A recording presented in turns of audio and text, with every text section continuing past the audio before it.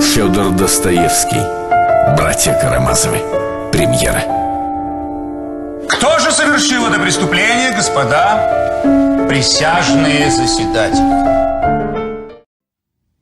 In the framework of this course and of the European novel, Dostoevsky's Brothers Karamazov is a seismic event. It's like an eruption of something entirely new and different, it seems to me, in European literature, in particular, man's relation to God. Because if you think about what we've been looking at, starting back with Defoe and Sterne, Laclos, even Dickens, Balzac, God is never absent from these texts, but never quite at the center either, as we see here. We know that Nietzsche had proclaimed God is dead, but Dostoevsky's interest is how does one live with this possible event, this possible outcome?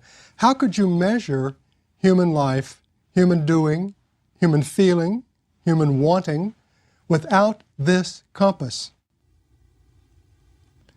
Now, we may think that this is a kind of dated historic crisis, but I want to suggest it's time to rethink that Dostoevsky's God-haunted creatures are our contemporaries. And in his book, the Enlightenment legacy of rationality comes across as something cold, sterile, and perhaps ultimately evil. I quote the poet William Blake, "Rational truth is not the truth of Christ, but of Pilate." Now look around you today. The God-centered world has never been more at issue than it is in our time. We who may be living at the end of the Enlightenment will find that Dostoevsky's view of the warfare that takes place in the human soul sheds a kind of light, a kind of terrible light, it seems to me, on our own doings, our own events. The tortured people in his books are not simply phantasms of the Russian past. They are, in some sense, our contemporaries. Their crisis is also one that we have to deal with. So how does that fit against the novel form, the 19th century novel, where we are with Dostoevsky? As I've said before, we frequently have an all too narrow and thin view of what a novel is, a depiction of characters against a social backdrop. And this trim model has some validity with a number of British texts, French texts, but it will not take the measure of people like Dostoevsky or, for that matter, Melville, because they blow sky high this neat trim scheme, and they bring metaphysics, soul, and God into the mix in unforgettable ways. The Brothers Karamazov, like the Oedipal story of Sophocles, takes place against the backdrop of a parricide, centers around a parricide. Why would you choose to write a novel about a murder? And why, in particular, with Dostoevsky, would you want this murder to be a mystery, unsolved, not clear who did it? Dostoevsky's book reads like a detective story. It has lots of detective conventions in it. It lays out clues. It has candidates for the killer. It closes with a trial. But I think what's most profound, most interesting about it is that it leaves ultimately the issue in the dark, as if he wanted to say, if you look at a murder that in a sense is anonymous, in a sense is communal, in a sense could be committed by a whole number of people, then what you're looking at is not some sort of sleuthing plot, but you're looking right into the pit, into a black hole. Everybody could be guilty. This is much more insidious and much more interesting than a kind of straightforward whodunit story. And moreover, many of the characters in this book are going to discover over the course of the novel their own hideous complicity with this murder. Well, we know technically early on fairly well what happened. That the older son, Dmitri, who's the most likely candidate for murderer, is going to be stuck with it. And he's going to be judged guilty, even though we come to understand that he is innocent, technically. innocent. The illegitimate son, Smerdyakov, called a lackey, called a eunuch, described as an epileptic, he is the one who actually did the dirty deed. He's the one who will, late in the novel, confess to Ivan that he committed the murder, while pinning the blame on Dmitri. But Ivan, who is the intellectual, the atheist of the book, comes increasingly to understand that he is in some terrible, difficult to measure, but impossible to resist sense, complicitous, implicated, guilty of a deed that in fact he did not commit. In fact, he did not commit. In fact, but in spirit, and almost unbeknownst to himself, he did. That's part of the reach, the sinuousness, the depth of Dostoevsky's view of both events and psyche. All of our neat little frames, A does this to B, they don't work in this book. The youngest son, Alyosha, who is a novice in training to be a monk, he is the one who is the most positive spiritual figure within the family. And he's the mediating figure, and I'll say more about that because this book needs a lot of mediation. Let's look a little more closely at these people. What stays in our mind when we have finished this book is how special these Karamazovs are and how difficult to plumb they are, how hard it is to take their measure, to come up with any kind of bottom line sense of them. The more we know about them, the less we understand them, the more mysterious they become. It's worth reflecting on because, in fact, I think life is like that. People are like that. The people that you really know well are the people that it would be very difficult for you to describe in single phrases or tags or labels. But novels frequently do, in fact, give us a kind of cleaner, more delineated sense of their figures. It's not the case in this book. These are layered characters. They seem to go further and further down the further and further you get into them. And I'm even going to risk a parallel with Melville, that they have depths. It's not the depths of the ocean. It's not the depths of a mad captain such as Ahab. It's simply the depths of the human psyche. Let's start with the father, Fyodor. He is a stunning creation. He, of course, is the victim of the novel, if we want to call him a victim.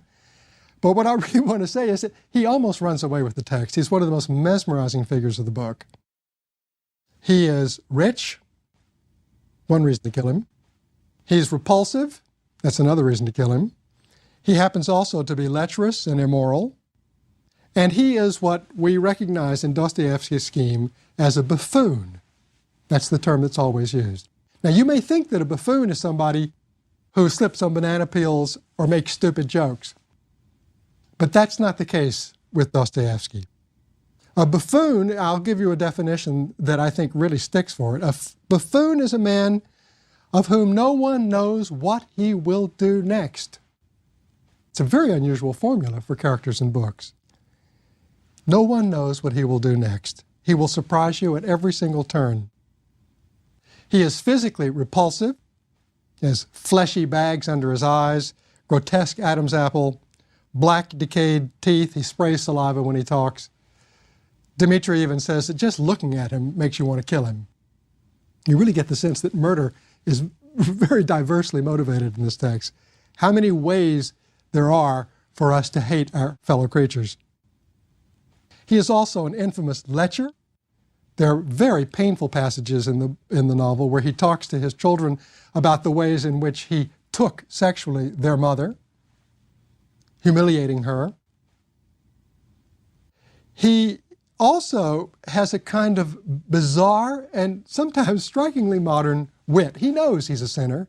He knows he's destined for the pit, for hell. But because this book is a book situated at a time where the entire discourse on hell, the notion of hell, the notion that there might be a hell, is up for grabs, is being rethought, then it's worth attending to the way Fyodor imagines hell. He tells Alyosha at one time that he is certain that the devils will drag him down with hooks Okay, this makes some sense. But given the logic of this book, and given the logic of the buffoon, he doesn't stop with that. He wonders then, well, where will they get these hooks that they're going to drag him down with? He wonders further, well, what are these hooks made of? Are they made of iron? And if they're made of iron, where are they going to get the iron in hell? Might there be a factory just buzzing away in hell where they produce iron so they can produce hooks so they can take people like him down? And finally, he says that in fact, does hell have a ceiling? You got to have some place to hang the hooks to, right? Does hell have a ceiling? This concludes, of course, in the following way. If hell has no ceiling, then there can be no hooks. And if there can be no hooks, he will not be dragged down. This is what a kind of 19th century deconstruction of hell might look like within a materialist framework. It already points towards Kafka, who's going to be talking about salvation in terms of doors that you might be able to get past. Same kind of material scheme beyond which one hopes, looks, seeks for some kind of spiritual, divine radiance. It's in trouble in this book. He's also, as I said, a womanizer, not just a lecher, but a womanizer, and much of the plot of the novel has to do with his infatuation with the beautiful young Grushenka. He palpitates for her. He's absolutely lusting after her. The book shows us how much she enjoys arousing him. She herself is something of a mystery. The plot, as I said, hinges around this because the night of the murder is a night where he is hoping, desperately hoping, lasciviously hoping, that she will come to visit him. And of course, his son Dmitri, who also is in love with Grushenka, is worried about exactly that outcome. So the plot, the murder plot, the homicidal plot, the parricidal plot, looks in some ways like a plot of sexual rivalry. The son and the father battling for the same woman. Dmitri is the oldest son, and in some ways the most likable figure in the novel, it seems to me. Impulsive, yes. Generous also. Rash, but passionate and genuine. He is infatuated, as is his father, with Grushenka, but it turns out there's one slight hitch. He's also engaged to Katerina Ivanovna. And the book deals at length with the relationship between him and his fiancée, Katerina. It obeys the Dostoevskyan law of insult and injury. Pride stamps it from beginning to end, and it's a relationship that will surprise us as Dostoevsky digs into it deeper and deeper. The book is filled with mysteries, with questions. We do not know, for example, what Grushenka ultimately thinks either of Fyodor or, in fact, of Dmitri. At the end of the novel, it will be clear that she does love Dmitri. But early on, we don't know that, and I think early on she doesn't know it. You can imagine how central these issues are. Are these feelings reciprocal or not? And I want you also to consider that a book in which there is mystery on these matters, does she love me or not? Does she know whether she loves him or not? Is a much more interesting book than one where these things are straight and clean and sort of made evident to us. Dostoevsky goes out of his way to flag Dmitri's potential as murderer. We know from numerous passages that he is tempted to murder his father, that just looking at his father might be enough, that the fact that his father may in fact be bringing Grushenka to the house would be enough.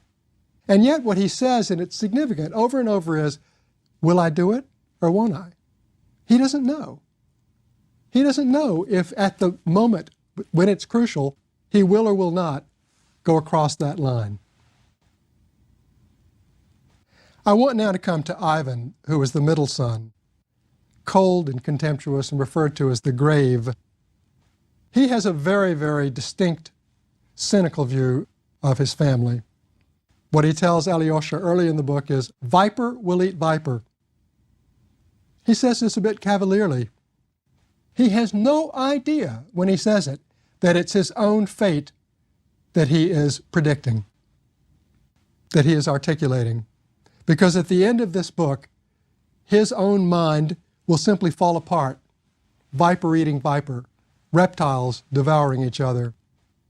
The novelist André Gide said about Dostoevsky, I quote, "That which is opposed to love is not primarily hatred, but the rumination of the brain, viper eating viper, reptiles devouring each other." Maybe that's what thinking is. Thinking might kill you. I want you to reflect on what I just said. Thinking might kill you. The entire Enlightenment tradition is based on the authority and power of thinking. The Cartesian motto, "Je pense donc je suis," cogito ergo sum, I think therefore I am, grounds the human being on the authority of thought.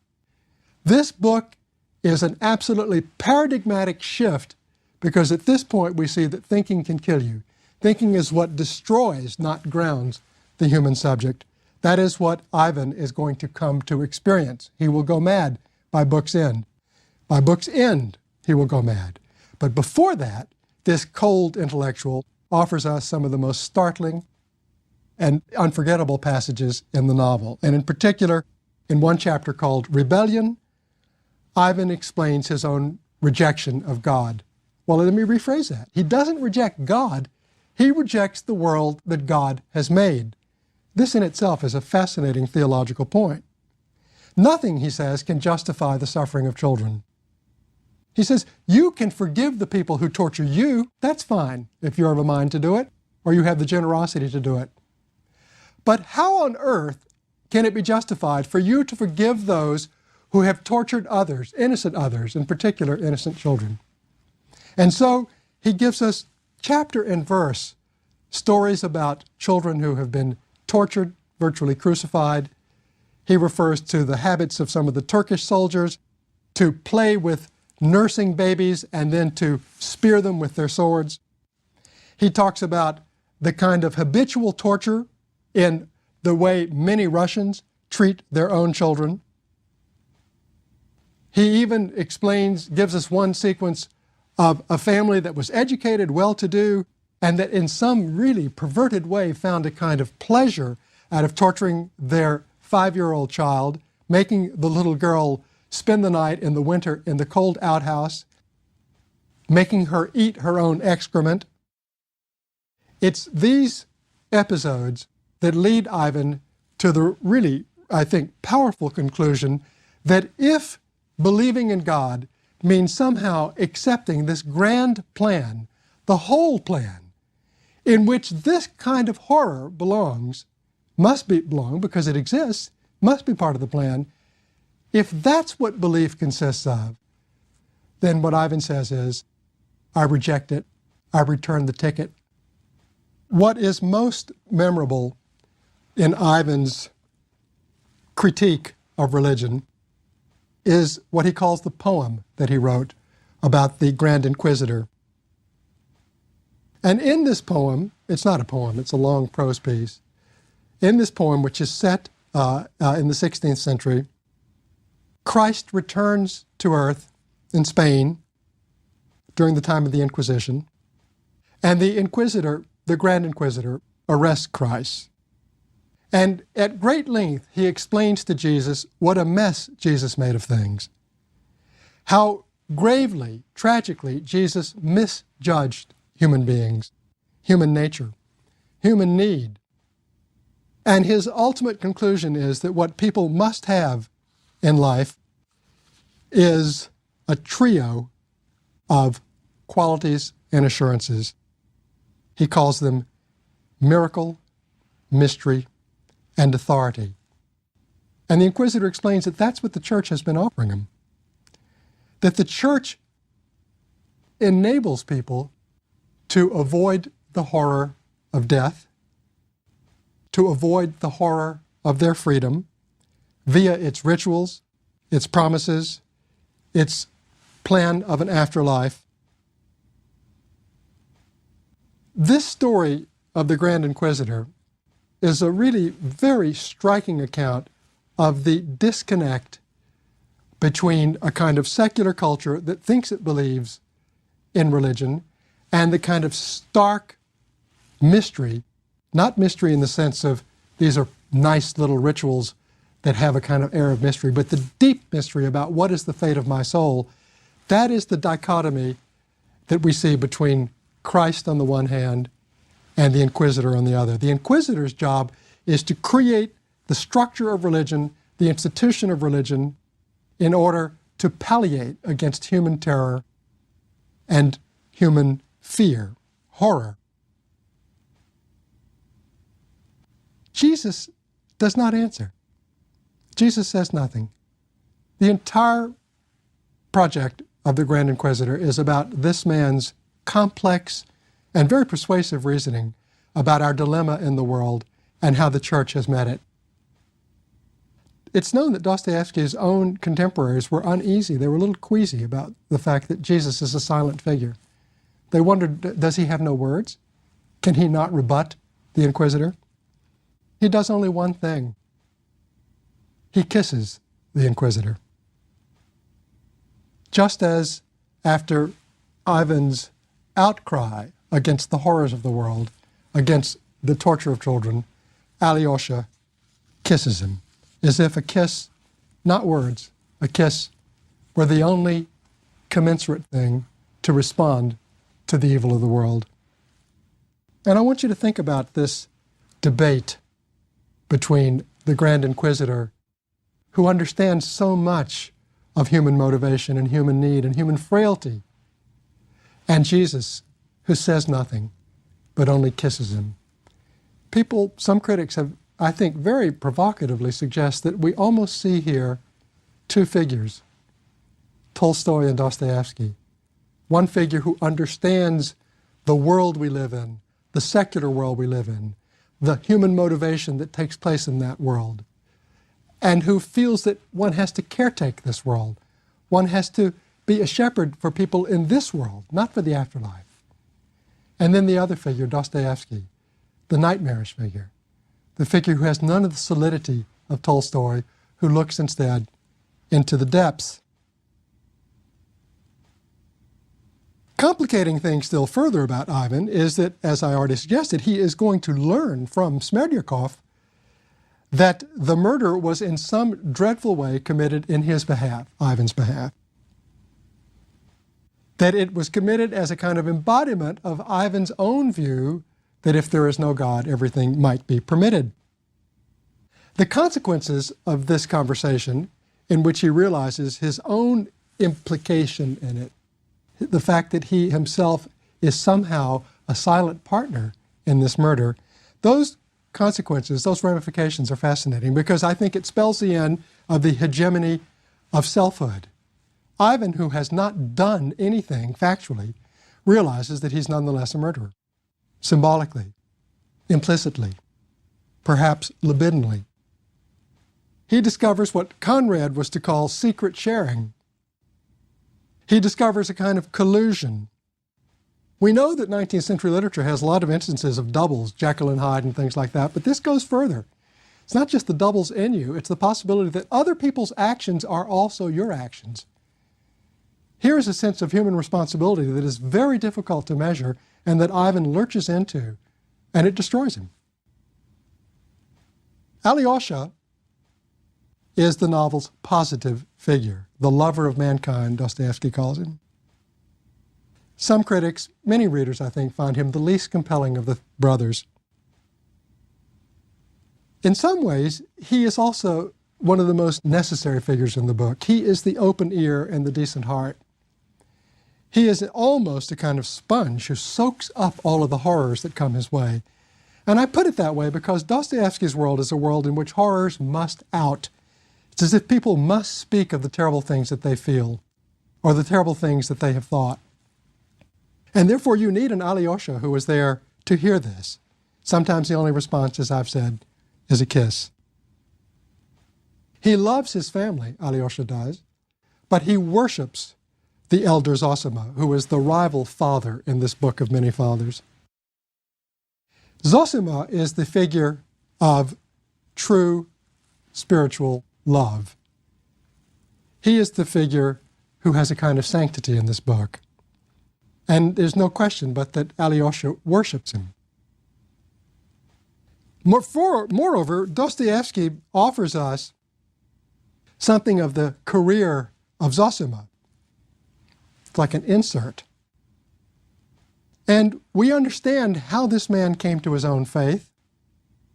We understand this man's humility. Early in the book, there's this beautiful sequence, very early, before we really know what's going on, where Zosima bows deeply to Dmitri. It's a bow of great humility. It's also a bow that seems to suggest that Zosima knows that Dmitri is a man on the breaking point who might be willing to commit murder. Zosima seems to sense what is boiling inside of the people that he sees. He loves Alyosha. It's not just that Alyosha worships him. He loves Alyosha, in part because Alyosha reminds him of his own dead brother. And that career is also traced by Dostoevsky. That Markel, the brother, is the figure in the novel. He's a figure who's very shadowy in some ways. We scarcely see him. Nonetheless, he's the figure in the novel who offers us the most luminous imagery of what paradise might be like. He's sick, he's dying, and yet he tells his mother, "Do not weep," he says. "Life is paradise, and we are all in paradise, but we do not want to know it. And if we did want to know it, tomorrow there would be paradise the world over." What a remark. I mean, I have spent so much of this lecture telling you about the black depths of this worldview of Dostoevsky, but there is also this exquisite sense that the world is grace, that the world is beauty, that God's creation is pure spirit. That's what Markel has discovered. Markel says that each of us is guilty before everyone else. Markel worships the natural world that God made. I quote, "Birds of God, joyful birds, you too must forgive me because I have also sinned before you." There's almost something pantheist here, in the sense that the world is filled with spirit, that the world itself is proof that God is real. The only thing that is wrong with it is us. We are the blight on the creation. Birds, trees, meadows, sky. This is what God's grandeur is. I alone lived in shame. I think this shows us something of the spiritual backdrop that can sometimes be the foreground of this novel. Zosima comes to an end that surprises readers and surprises Alyosha. From the beginning of the book, we know he's dying. He's a frail man. His death is imminent. And yet, when he dies, something very bizarre happens. His body starts to stink.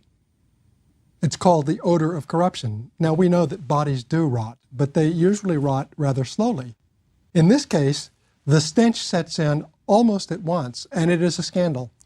It's a scandal in the monastery. Others believe that perhaps this is evidence that Zosima was not quite what he seemed, because how could this be possible, this odor of corruption? And it is such a difficult thing that Alyosha himself almost loses his faith, almost has a crisis about it. I'm going to say more later about that odor of corruption, and we will see something about bodies that rot later in this course when we get to Faulkner and as I lay dying. Alyosha's mission in the novel is to go into the world. And we know that Dostoevsky originally planned a later volume about his adventures, but it was never written. Alyosha is the figure who loves children in this book. And we think that this is a kind of obvious, morally appealing phenomenon. And there is one remarkable sequence where Alyosha sees children playing, because the reason I say that is that what we have is the makings of a familial paradigm that might be different from these tortured Karamazovs. Alyosha will befriend children. It's as if it might be the makings of a new community, and that is how the book will close. But in one sequence in particular, we see Alyosha seeing children fighting, in particular stoning another child, Ilyusha. And Alyosha steps in to stop this, and what happens is that Ilyusha, instead of thanking him, sinks his teeth deep into Alyosha's hand and leaves his teeth there for a number of seconds. It is an absolutely shocking, vicious moment. He's tried to help this child, and instead this child sinks his teeth into him. Why? And we later learn, as Alyosha talks to the child's father, that the reason he did it is that Ilyusha's own father, Captain Snezherov, that's who Alyosha is talking to, was publicly humiliated by Dmitri. How humiliated? Humiliated because Dmitri pulled him out of a tavern by his beard across the public square. This is something that the child who watched it could not get over. What the father says is that he saw the truth, and the truth went right through him. The same child then, who sinks his teeth into Alyosha, comes to us as a child who himself was almost crucified by what he saw. He could not live with the truth of his own humiliated father, and he becomes frantic, begging his father, "Father, can't you take revenge on him? Father, when I grow up, maybe I can take revenge on him." It's an awful sequence. It tells you something about the way in which children in this text can be vicious as well as victims. And it tells you something as well about the fact that most of our models, innocent children, are not going to work in this book. Thank you.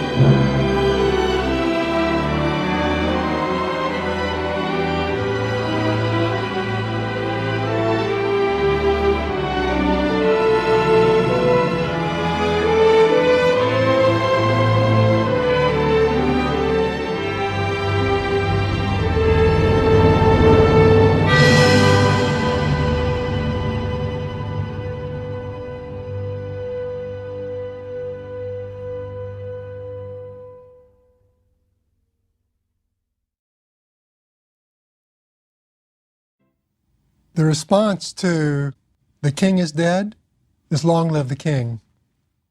Socio-political rule never stops. What's the response to "God is dead"? Might it be everything is permitted? Is murder permitted? Murder of your own father? Not only permitted, but desirable? Irresistible? We begin to realize that the brothers Karamazov is a detective story unlike any we know, because the cadaver in question, the generative crime at the core of this book, is not simply old Fyodor, but it's God who's being murdered. By whom? Modern life?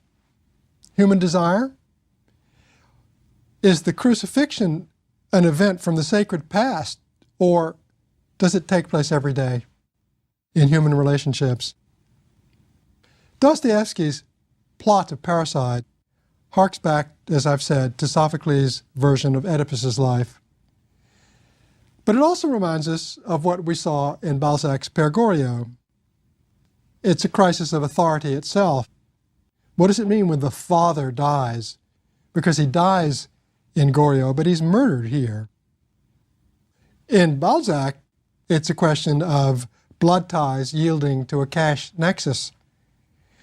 But in Dostoevsky, of course, it's much gorier. There can be joy in murder, joy in hurting. There's a new kind of troubling freedom that's coming into view here. Now, we realize early on that Fyodor Karamazov is a stunningly good candidate for murder, a stunningly bad father. This is not my bias. This is what the book tells us. This is what the lawyers are going to argue at the end of the book, that the man more or less deserved not to live because he was such an unworthy father. But even before we get to the trial, as I have said, Dmitri wonders repeatedly, will he be able to resist killing this man? That there's such a strong feeling that he wants to. And at one point, Ivan is talking to Alyosha, and Ivan makes the remarkable observation that no life is intrinsically worthy to live. He's been asked, do we ever have the right to take someone's life? Isn't there a fundamental worth in life? And the answer is no life is intrinsically worthy to live. It's a very, I think, shocking remark. Smerdyakovh, who actually commits the murder, I think does it as a kind of experiment as much as anything else. It's true that he is acting on Ivan's view of everything being committed, but it's also true that there's something sort of provisional about it, tactical, like, why not? Kind of scientific Joker-like model, like, yes, let's see. He cannot live with the consequences of it, that's for certain. But I like the idea of it, I like in the sense that I think it's interesting, the idea of this being almost a kind of scientific project. What would it be like to kill the old man? I call it scientific because I think that this is a kind of scientific curiosity that finds its most horrendous final result in the exploits of the Nazi doctors who experimented on human bodies, and live ones as well as dead ones. That's the genie that's coming out of the bottle here, out of the box.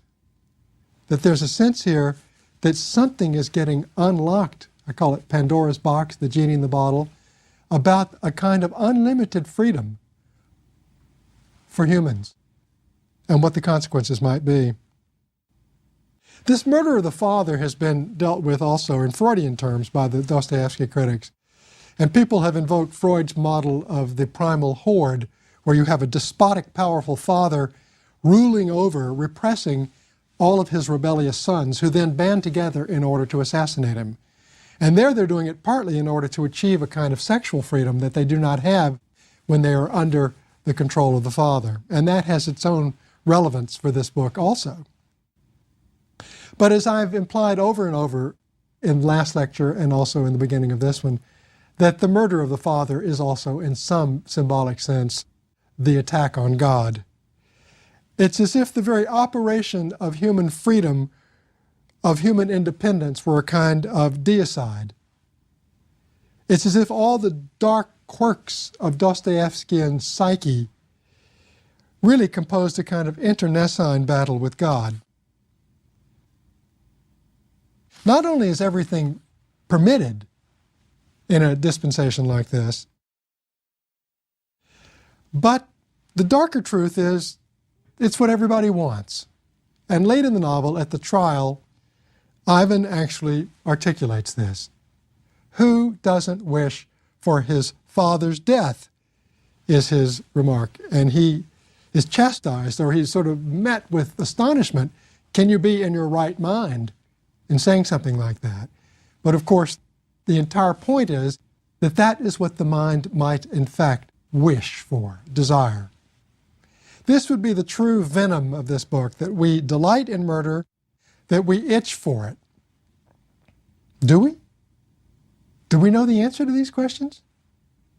Is there in the psyche, or wherever it's lodged, a profound need for violence and blood? I don't know how we have any lights about these matters if we don't turn to literature. But I would suggest consider the vicarious pleasure that this culture, and it goes back as far as the Romans and other cultures, gets in watching violence. Sports, films, even PlayStation. Our vicarious investment in the great murders of our time. So there's some sense in which Dostoevsky, I think, is revealing the darker side of the psyche. It's kind of inquisitiveness.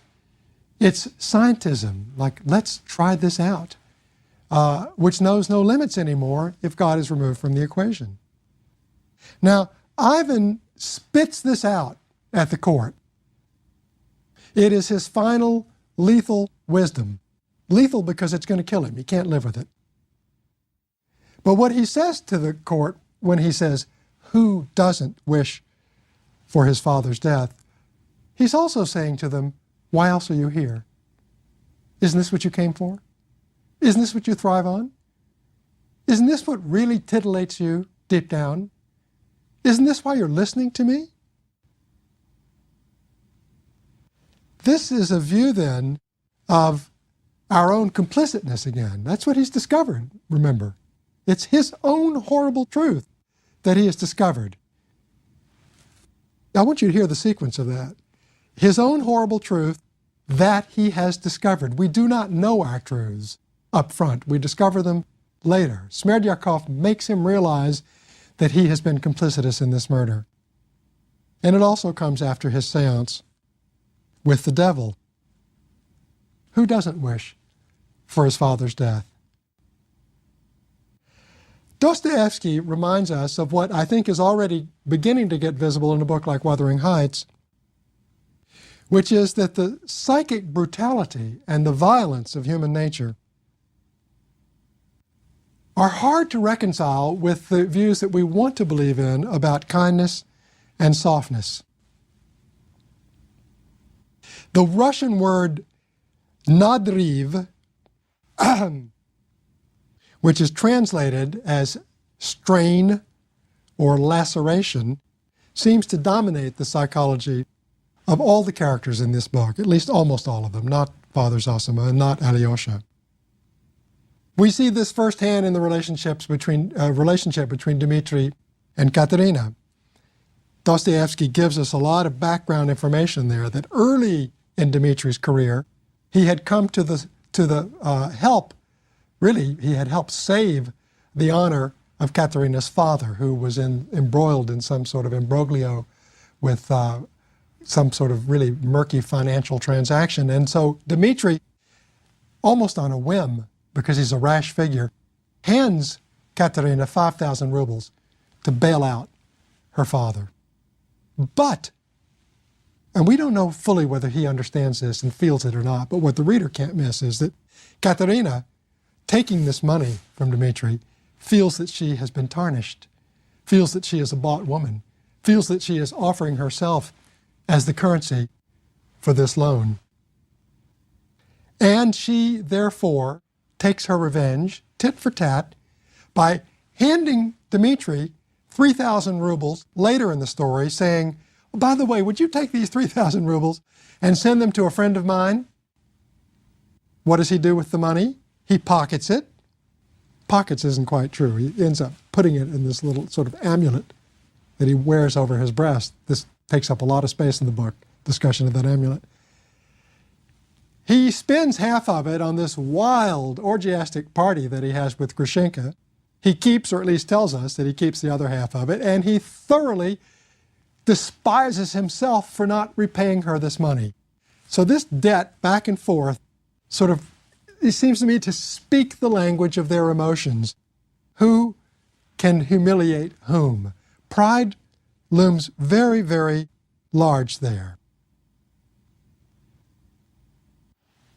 Grushenka, as well, is dominated by this sense of nadriv. We don't think of it as easily in her case, but one of the early scenes, the scene, in fact, when we first meet Grushenka, is a scene where Katerina has invited her over, and Alyosha comes in and meets Grushenka for the first time. And in this scene, Katerina thinks that Grushenka and she have become partners. They've made peace. There's no misunderstanding between them. They will come to some sort of agreement even about Dmitri, that Grushenka will sort of step back and relinquish her own claims.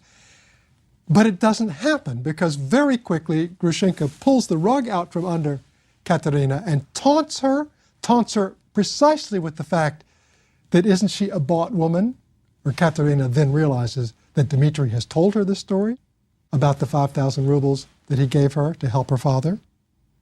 She mocks her. She exults in her own passion. She toys with her. She makes Alyosha realize that she is in utter control of this situation. This is a kind of power that is realized, achieved only through insult and injury. It's as if those were the only indices of power. I haven't stopped talking about God, even though I haven't mentioned his name in a moment, because it doesn't have to be theological, the death of God, the murder of God. This is what Dostoevsky is trying to make us see. God is murdered when love dies. It's that simple. Nadriv is murder. Laceration and strain are murder. Relationships based on pride and humiliation are murder. Ivan tells Katya, Ivan tells her, you love him, you love my brother Dmitri, from strain. The more he insults you, the more you love him. What kind of love is that? I'm going to give you one analogy for it, and you'll see why I choose it. That kind of love is like throwing stones and sinking your teeth into somebody's hand. That kind of love is like what we saw with the children stoning Ilyusha.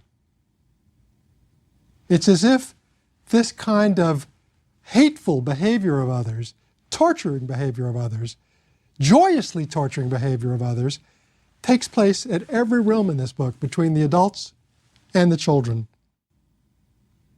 It's against all of this, once again, that we have to remember Zosima's bow, that humble bow in front of Dmitri. It's against this that we have to remember the kiss of Christ as the only response to the horrors of the world. It's against this that we must remember Markel's certainty that we are guilty before the birds, but that we inhabit paradise.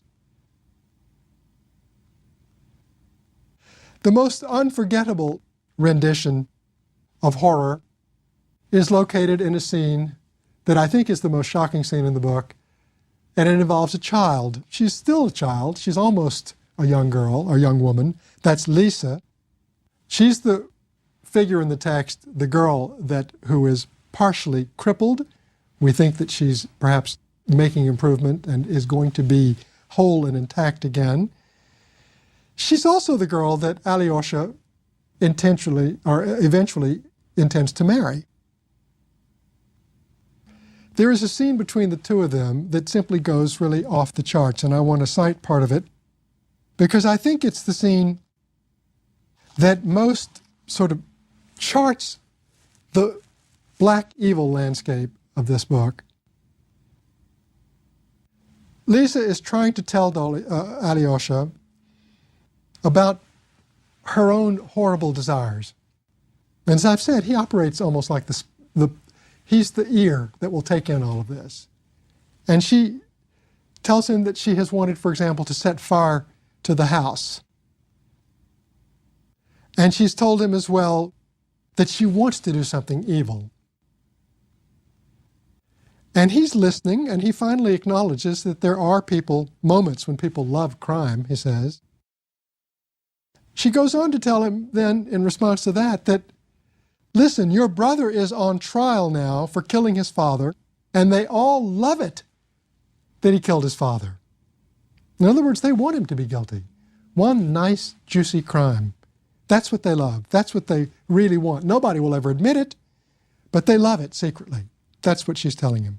She tells him as well that she dreams about devils, the devils who come to her room at night, the devils who, that when she looks closely at them, back off, but that they're there. They inhabit her room. They inhabit her. They speak through her. Those are the devils that she's talking about in this conversation with Alyosha. And so she wants to tell us, in particular, about one story that is the worst of all, it seems to me. She tells us about a book that she has, and in it that she read about a Jew, I quote now, first cut off all the fingers of a 4-year-old boy and then crucified him on the wall, nailed him with nails and crucified him, and then said at his trial that the boy died quickly, in 4 hours, quickly. He said the boy was moaning, that he kept moaning, and he stood and admired it. That's good. Now, that's good, I'm certain, is what Lisa says, not what the Jew said. That's good. And Alyosha says, good? And she says, good. Sometimes I imagine that it was I who crucified him. He hangs there moaning, and I sit down facing him, eating pineapple compote. Those last 3 words are simply mind-boggling. Eating pineapple compote. I sit there watching him, he's crucified, and I eat pineapple compote. Like this is part of my dessert? This is part of my pleasure? The story itself is dreadful. 4 hours, quickly. 4 hours, quickly. The boy was moaning, he kept moaning, he stood and admired it. It's not merely that we do terrible things, because one wants to think that yes, people do terrible things, but they do them in rage. They do them when situations transcend them and they have no other choice. They do them when they're caught. They do them when they're coerced. No, that's not what this says. You do them at your leisure. You do them slowly. You relish them. 4 hours for the crucifixion. And then you sit and watch it, and you eat, and I'm sure you don't gobble it, you eat it very slow. You savor it. What are you savoring? The crucifixion and the pineapple compote. I don't know how you go past this. I don't know how you could offer a more horrendous version of evil, and our phrase, out of the mouths of babes, and we think that, oh, these innocent children, that phrase, it seems to me, means these innocent children speak some really remarkable truth. Well, what we get here is children aren't innocent at all. I said to you that when relations between adults are dominated by nadriv, by strain and laceration and pride and humiliation, it's like throwing stones and sinking your teeth into people's hands. That the adult's behavior is like the children's. And here we see that the child's behavior, watching the crucifixion, eating the pineapple compote, all of this speaks volumes about what horrible things the adults in this book do or want to do or dream of doing against each other. I mentioned at length in the rebellion chapter where Ivan tells us that the reason not to accept the world that God gave us is the reality of tortured, damaged, suffering children. I refuse the ticket, he says. Any plan that includes this is unjustifiable, unratifiable at Judgment Day or any other time. And yet, what we see here is that children are not simply depicted as suffering and done to and crucified. Maybe you could have a child crucifier. We think of the Roman legionnaires doing it. Maybe you could have a child crucifier. We have a child here eating pineapple compote, thinking that that's what she'd like to do. That maybe children are both injured and injuring, that they exult in injury, in inflicting pain and death. This is rough. This is hard to get your head around, and even harder to get your heart around. This episode serves no real narrative purpose. The plot doesn't need this if the plot is about who killed old Fyodor. But this is what Dostoevsky needs to say. He needs this. It's like lancing a boil. It's like pus coming out that has to come out. Hopefully some kind of healing will follow in its wake. We do not know. There is a kind of obscene hunger to reveal the very worst in this book. Lisa has to tell Alyosha about all of this. It's crucial for her to get it out. There's something almost exhibitionistic about this work. Dostoevsky knows that the reigning view of his late 19th century moment is that of materialism, a scientific worldview. That's partly why God may be dead. And that is known in this book as the Bernard scheme. And Bernard refers back to the very eminent French scientist Claude Bernard. And he's often credited with really sort of putting the last nail in the coffin of a kind of religious explanation of the world. And the naturalist writers from many different countries subscribe to the Bernard picture of life as a materialist, scientific picture of human reality as well as the world that we live in. How, however, does that human reality part function? For example, how does the Bernard picture of things help you understand yourself? Not perhaps how your arms and legs work, or your fingers, or your nerves, or your muscles, but how you're feelings and desires and intuitions and perhaps soul, if there could be such a thing, work. That's what Dmitri, after he's been accused of this crime and is trying to figure out for himself, he's trying to square his own life against the Bernard model. And he says at one point, it's a remarkable phrase, that he feels sorry for God. And what I think he's saying is that I feel sorry for this old fellow because in the old days, he used to be a credible explanation for things. It was to him that we look to get our picture, but not anymore. I quote, "Imagine, it's all there in the nerves, in the head. There are these nerves in the brain, devil take them. They're little sorts of tails. These nerves have little tails. Well, and when they start trembling," and he's going on to say that when these nerves and tails start to move, well, then I do something. That's when I move. That's when I do things. Because of the little tails.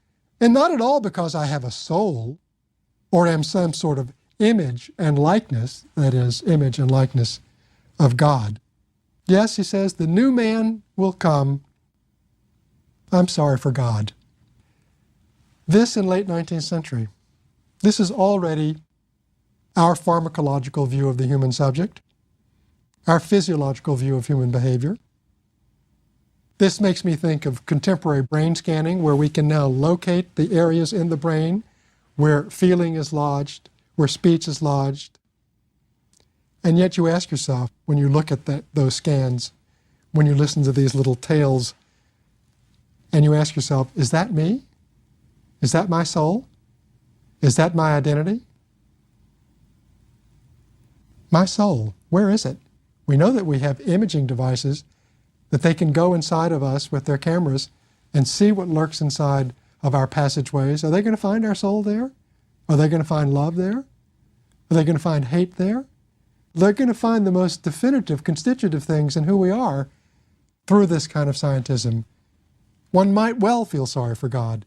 He enabled us, at least, a vocabulary and a way of mapping who we are. It seems to me that beyond Bernard, what he really stands for is the Enlightenment itself, as I said earlier. It's the Enlightenment legacy that's in question here. The Enlightenment tradition was a kind of battle against the church, against the God-centered view of human life. In the Grand Inquisitor sequence, we have the view, articulated by the Inquisitor, that human beings will never be free of their craving for miracle, mystery, and authority. And yet, this book is wrestling with that. It wrestles with it. It wrestles with the Bernard versus the God view. It even has a late surreal sequence where the devil visits Ivan, the devil. Is it the devil, or is it Ivan's devil? Or is it simply Ivan? Or is it Ivan's soul that sits there as a devil and speaks to him? Speaks to him. Is it speaking him or to him? Dostoevsky wisely leaves it open. The heavy, freighted world of Dostoevsky's novel could seem like heavy going, but it's not, because this is a restless, brilliant, alert, perky novel, despite its great length and despite its dark and heavy materials. It's immensely aware of itself as language. It has within it poems. It has within it quotations from other sources, historical, biblical, and the like. It also has letters and tracts. You get a sense in which Dostoevsky wants to show us an entire arsenal of approaches to the spiritual drama that he wants to trace. It also is enormously quick on its feet for a big text. It can turn on a dime. The tone can change at once. Moreover, it delights in taking the rug out from under its people and therefore its readers.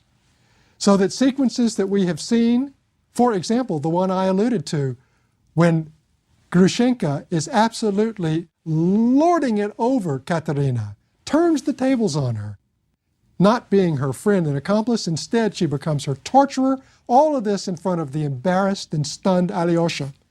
And after, when Alyosha and Grushenka are talking, she tells him, you know why I did that, she said? That was a performance.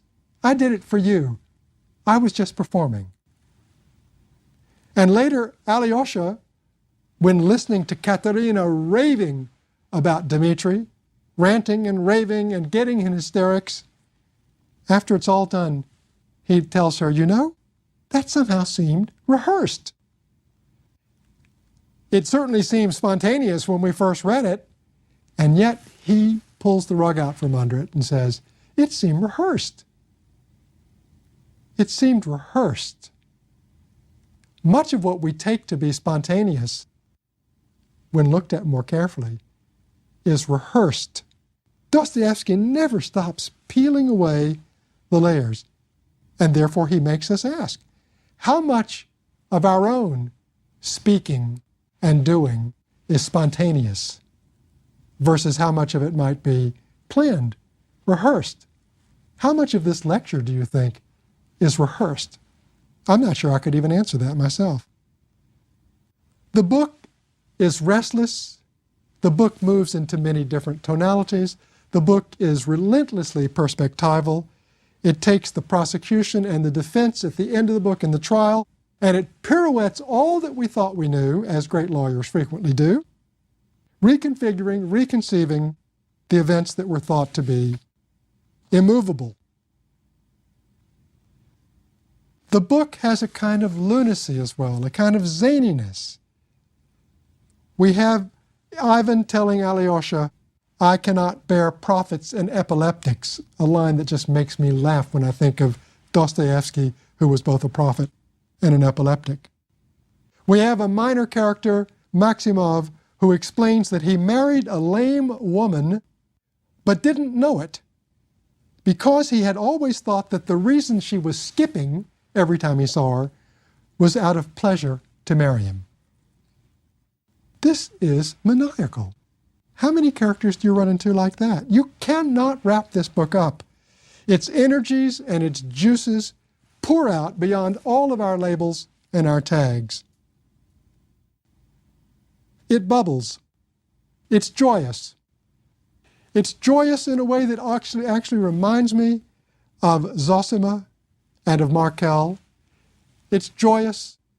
It bubbles. It surprises us. This bubbling is to be understood as the very heartbeat of the book, the systolic, diastolic, cardiac flow of this novel, which is the flow of great literature. It is like a blood transfusion. It goes into us as it tells us of the heights and depths and somersaults of human feeling. The Grand Inquisitor's doctrine, he says that mystery, miracle, mystery, and authority are what people crave. Well, folks, isn't that what this book is? This book achieves miracle, mystery, and authority. Thank you.